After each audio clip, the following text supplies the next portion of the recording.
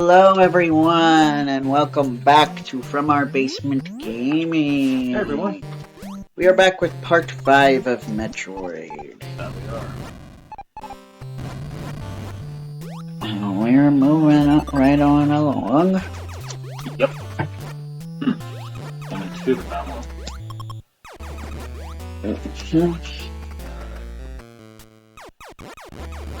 So, yes, it is good to see you guys again. That's true.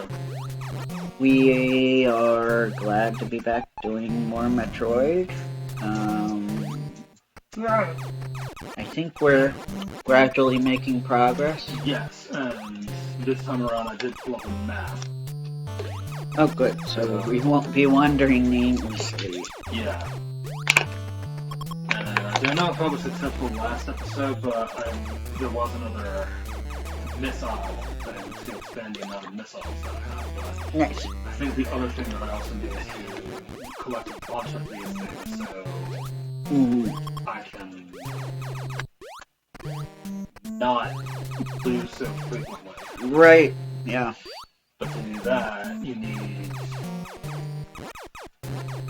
The only real grinding, I think, is to grind enough bad guys so you get those little energy balls. Replenish all your health. I see. Because the game is complex with the grinding and all that. And I learned that one of the crucial items I need to get is up here. Okay.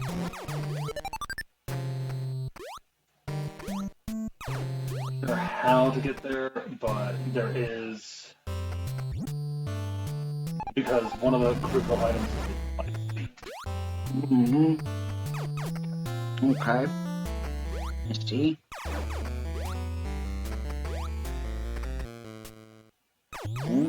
What's up? Oh, nothing. I just messed up on what I was typing. I see. No, what the... Wow. So? Something they've been doing lately, Google's been doing lately, is I type something in, and it, for some reason, decides, no, that's not what you were looking up, and it gives me something completely different. I hate that. Like, I was trying to type in German restaurants, and it gave me Generation Beta. Generation Beta? Which, I feel so bad, you know, I was saying... I was slightly joking when I said it was bad to do Generation Alpha because the next one will be called Beta, but that's... No, that's what they're calling the generation that starts with this year. Dang. And I'm like, you know, that's kind of embarrassing. Yeah. You know, we never had a Generation A. We just kind of ended up like at the end of the Roman alphabet for no reason.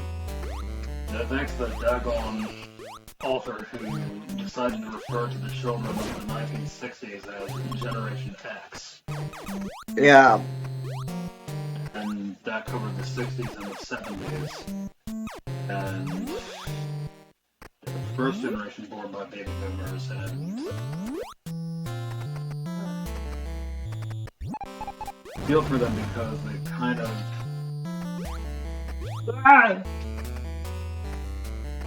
were treated like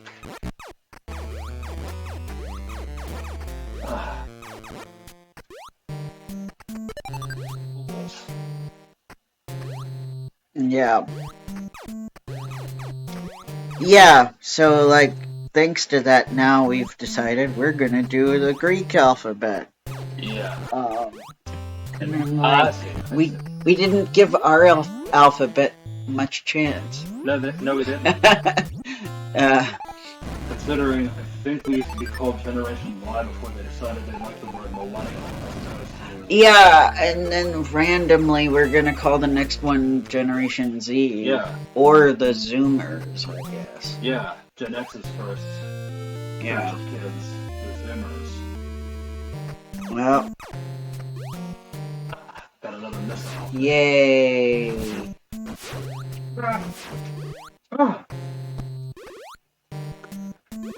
Oh no. Fudge, fudge, fudge, fudge, fudge! Oh. Dangerous. It is. Another missile thing. Nice. Mm-hmm. Yeah, I apologize for the last part. I found out that there was a whole other area that I didn't explore. Oh, okay. Yeah.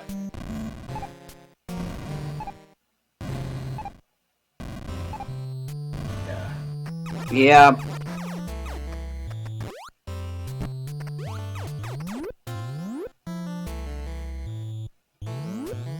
Yeah. Especially to get those ice creams.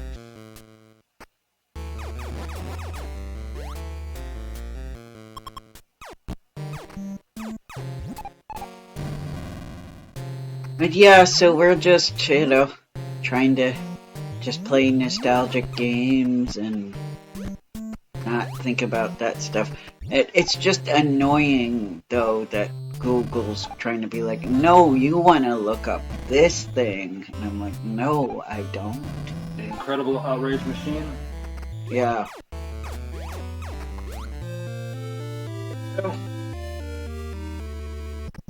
Alright. Yay, new upgrade.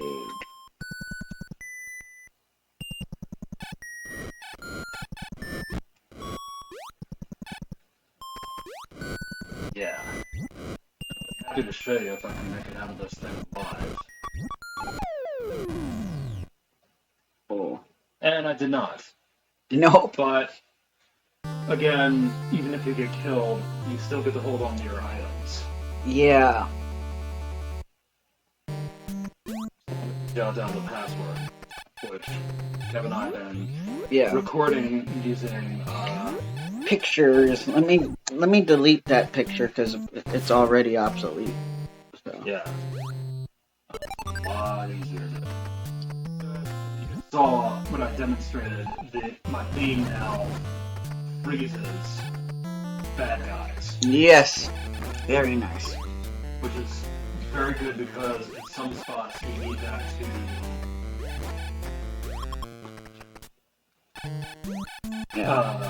advance to certain parts of the levels. Mm-hmm.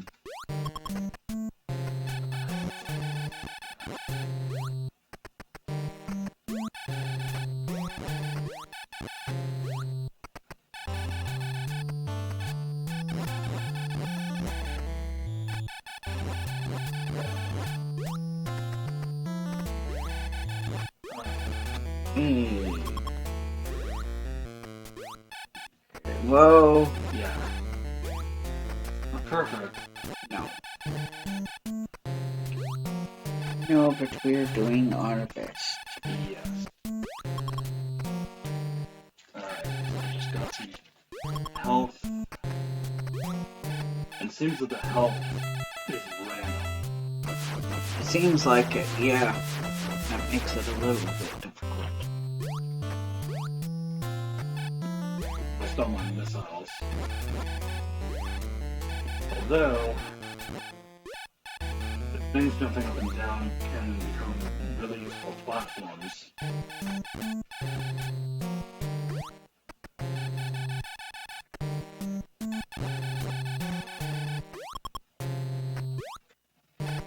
Alright.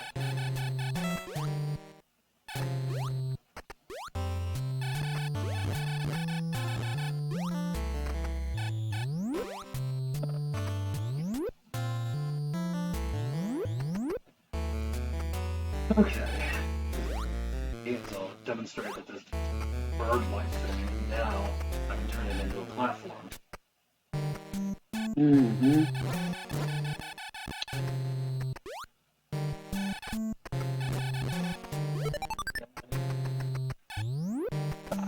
Missiles.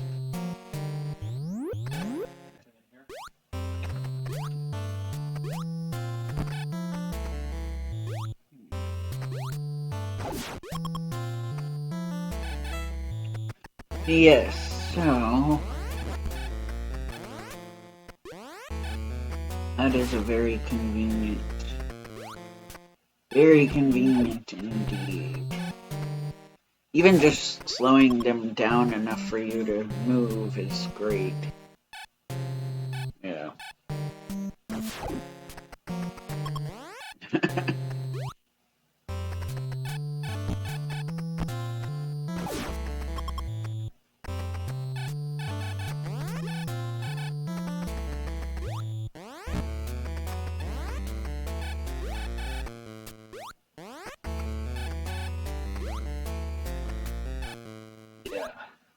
Yeah.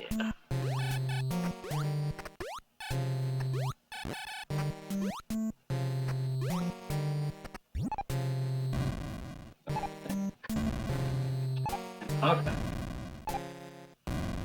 Hmm. Use that to the bomb to help lift you up and then go through the wall. Yeah.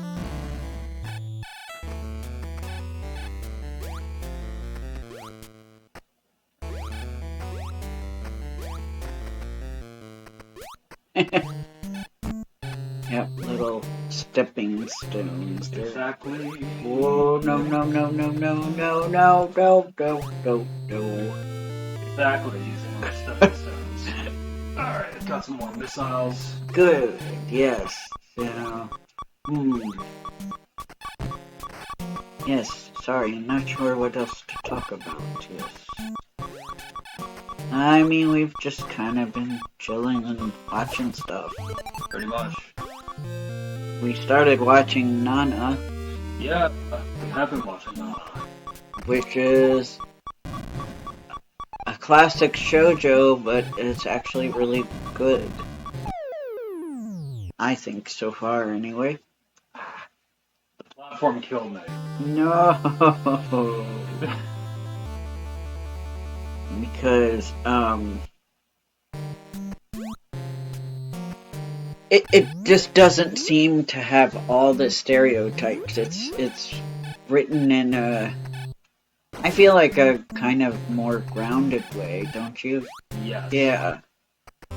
The characters are complex and multifaceted, and It's very mature. Yes, exactly, very mature, and I like that.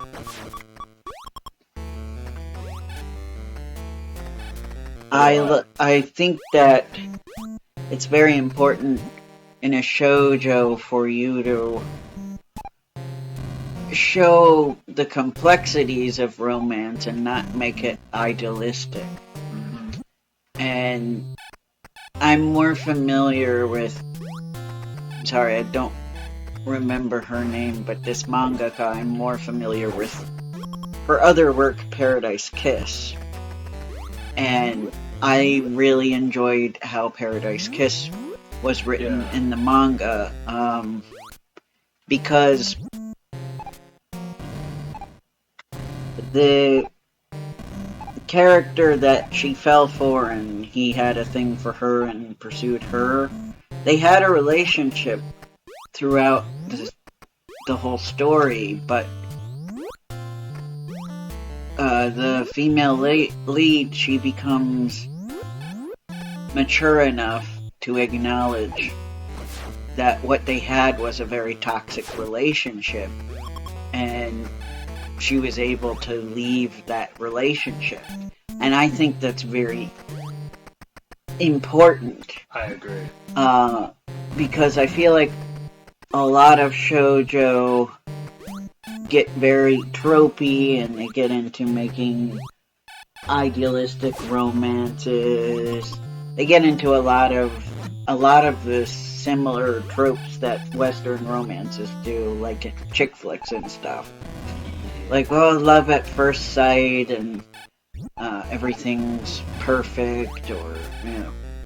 Even if things get bad, she always ends up with the guy that she fell for in episode 1 or episode 2, depending. Like Iwatase's work. Yes! Iwatase, very guilty of these tropes. I love her works, but also problematic. Problematic way of writing romance. Because I'm thinking, if young girls are reading this, I think it's important for young girls to know and recognize messy relationships and They should. know how to navigate them and know, when is the relationship still worth it and when is it toxic and time to walk away. So that's why I really liked Paradise Kiss. Especially because not all of the characters necessarily had to have a romantic interest to have their happy ending. Because that's another thing that happens in those stories, is a lot of times either all the characters have to end up with somebody, or if they aren't with somebody, they're showed to be suffering, or it's a bad thing. Being alone rather than in a relationship is shown as a bad thing. But I think it's also important not just for young women, but for young men who might be reading these stories as well, to know that there are more ways to be happy and feel successful in life than coupling up with somebody. Yes.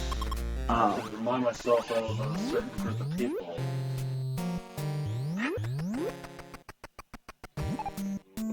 Make it absolutely clear that the lesson needs to be properly understood. Yeah.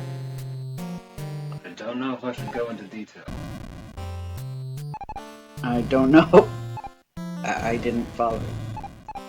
Those? Oh, yeah, that's kind of a problem. Yes. Yeah. Yeah, and it's sad because they're a product of society as well, and those toxic teachings. And they end up resenting the people who reject them because they've been taught that's the only way they can be accepted and loved. And it's a shame because love comes in many forms. You don't just need somebody to love you romantically or sexually. You love your family. You can have friends that you love platonically, that you have a close bond with. I mean, Connor and I have a close bond, as we're like brothers from different mothers, as they say. Best friends who are borderline siblings. Yes. We've known each other for so long, and then we help each other out in tight pinches. Yep, and we confide in each other about things that we don't necessarily feel comfortable sharing with others. Yeah. And huge amount of trust there. Yeah, and I mean, you can find happiness in a career goal, or if being with your hobby. There are so many forms of happiness, and so in other words, I think it is good that you can see not everybody has to hook up with somebody to be happy. They can still end up with a good ending without being romantically with somebody by the end of the story. Yeah. Yeah. And so I'm happy because it's not like I can say, well, this is because it's a brand new shoujo. It's not. It's from like the early 2000s, I think, or might be. Yeah, I think it's the early 2000s. So I mean, we haven't watched all of it yet. Actually, Paradise Kiss, the manga, was the late 90s, now that I'm thinking about it. I think it might have concluded in like 2001, 2002. But I don't know about Nana, and we haven't watched all of Nana, but I know that Nana is the more popular story by this mangaka, so I have high hopes for it, with what I've seen so far. Also, just very nostalgia because the voice actors are a lot of voice actors I really like. That some of them I still hear in current anime, but most of them I don't. I think we are finally getting to the point, sadly, where there's a lot of new voiceover talent that I just don't know. because I'm so used to the veteran voice actors. Right. And unfortunately, one of the veteran voice actors I know got himself canceled, which kind of sucks. Yeah, it does. And like, no, he literally got himself canceled because he got repercussions from Toei for what he did. So yeah, you know, similarly to a certain voice actor that got himself canceled with Funimation over here. I'm afraid to drop names. Me too. I think I know who you're talking about. Yeah, I'm purposely not dropping the name of the Japanese guy either. But in the case of the Japanese guy, I'm actually a big fan of his, so I hurt. Whereas with the case of the guy who got canceled by Funimation, I'm like, whatever, I don't actually like your voice acting that much anyway. It just is a shame, though. How he reacted to things were also a shame. He didn't, like, come clean and go, oh yeah, I'm definitely guilty of this and I'm sorry. He got into the, you guys are lying type of Well,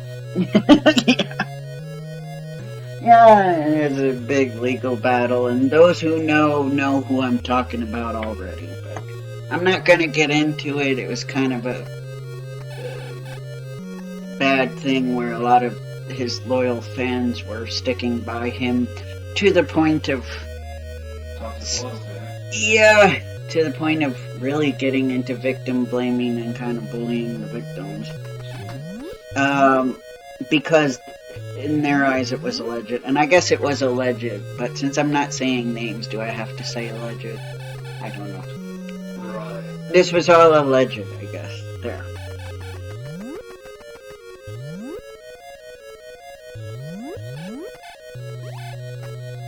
And yeah, sometimes we do have cases where people are falsely accused. A singer of a certain German band I like got accused of some pretty bad things. And his lawyers did investigations, and it turned out it was a false claim. And eventually she did come out and say, yeah, my story wasn't 100% true. And sometimes that does happen, but a lot of times it's not the case. Yeah. So my thing is, I usually tend to trust the victim's side of the story in very sensitive matters like that, unless I have proof otherwise. Right. And, you know, I felt bad. I wasn't going to go to immediately cancel that group, like some people were, but I was like, okay, I would be very sad if it were true, but thankfully it wasn't, so. I think with anything, yeah, we just have to kind of wait it out and listen for the facts to come out before we make our judgments.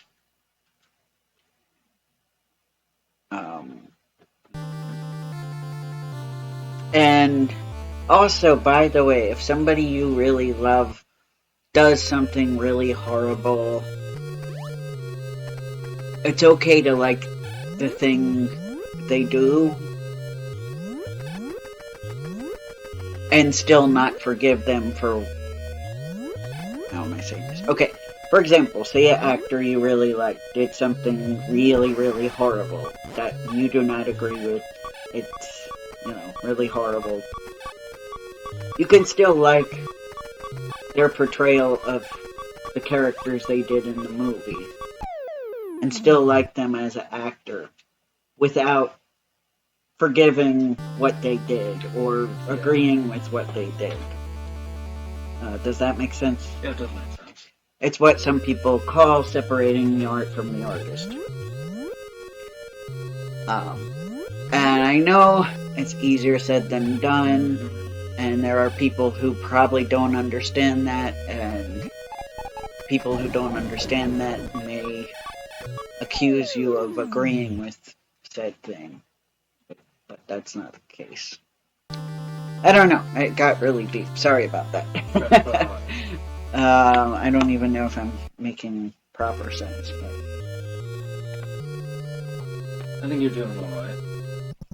Thank you. But I do think that I need to boost things up a little before I try this section of Okay. I wonder if we'll see a boss at some point. We should.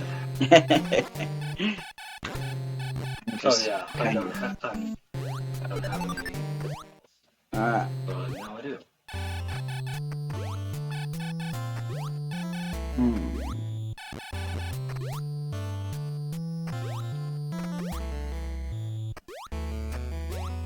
The area that I just exited from is where Ripley is hiding. Ah. Okay.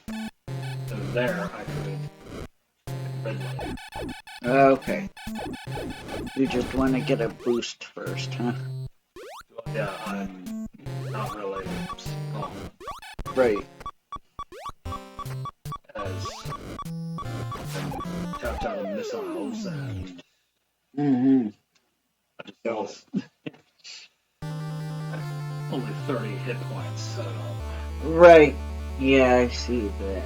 Yeah. But I can always hit more missiles and boost my health up. Sounds good. Yeah. But I guess that's the way I feel because I've personally dealt with that. Where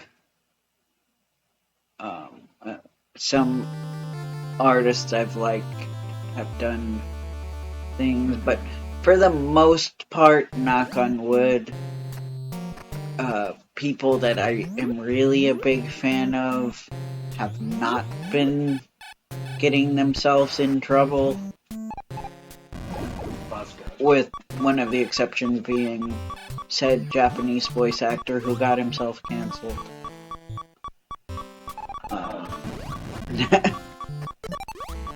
Very unfortunate, but I applaud Toei for taking action and being like, we're not gonna stand for this. So good on them, because he is like, he makes them lots of money, or made them lots of money, this voice actor. So, because he's very popular. So, I am glad to know that Toei is not the kind of company that sweeps it under the rug and is like, you know, we're gonna stand by you even though you're a horrible person. Yes. So I'm happy to know that about Toei now. In terms of other companies he's done voice acting for, I don't know, because I haven't really heard about their reactions, so more than likely there are other companies that he's done voiceover work for that won't care, so he probably hasn't completely destroyed his voice acting career. Right. I don't think this is something, and I don't know, this is just me speculating, but I don't think this is something that's going to ruin his entire career. Probably. I don't think he's blacklisted himself necessarily. The American example, he probably has blacklisted himself, because I know there's more than one company that reacted unfavorably. But somebody's probably still going to give that guy work, so...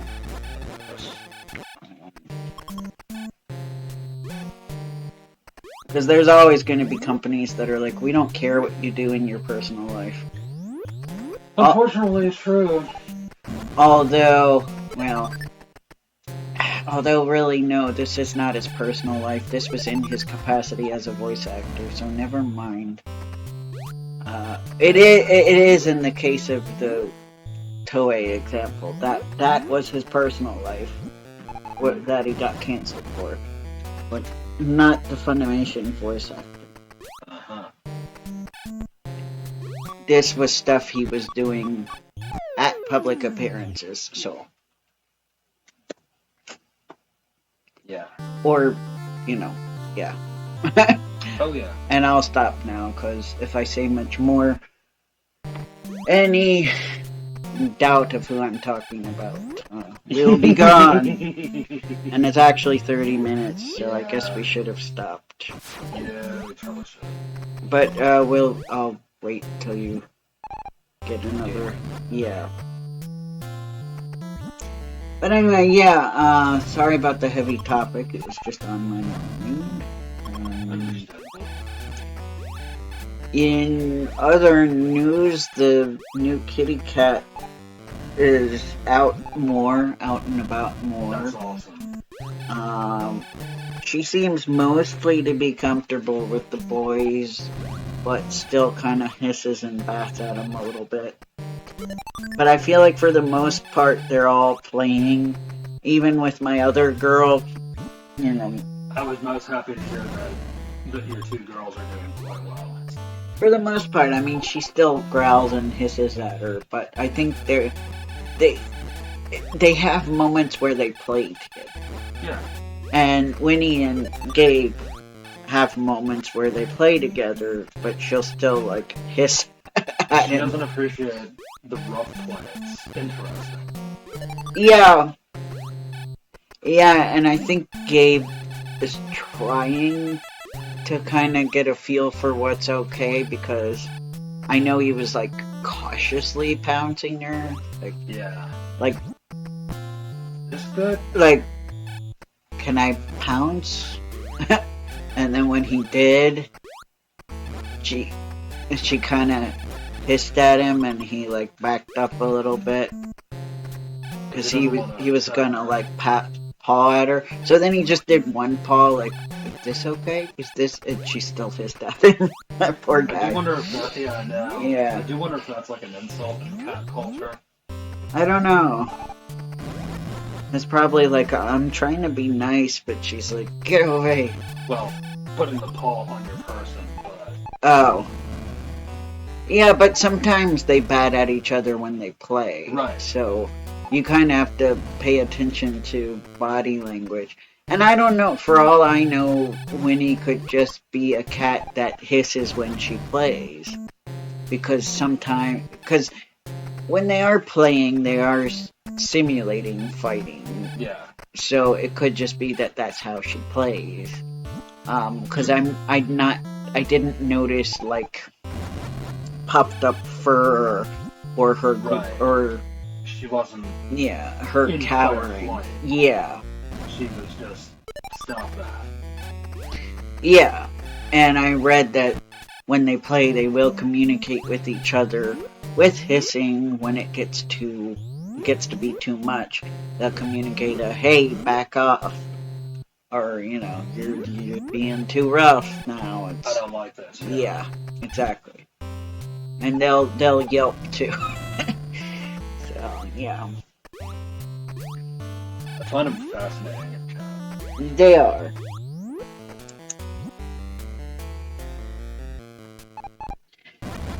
I think it's very naive to assume we can't learn anything about how people communicate by watching how animals communicate.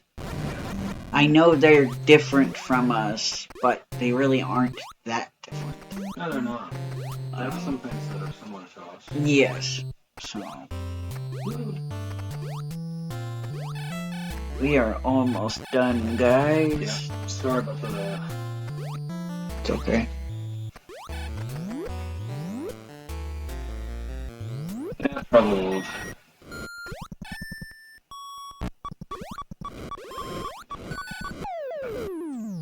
Right here. Yep. All right, guys. We'll see you next time. Bye.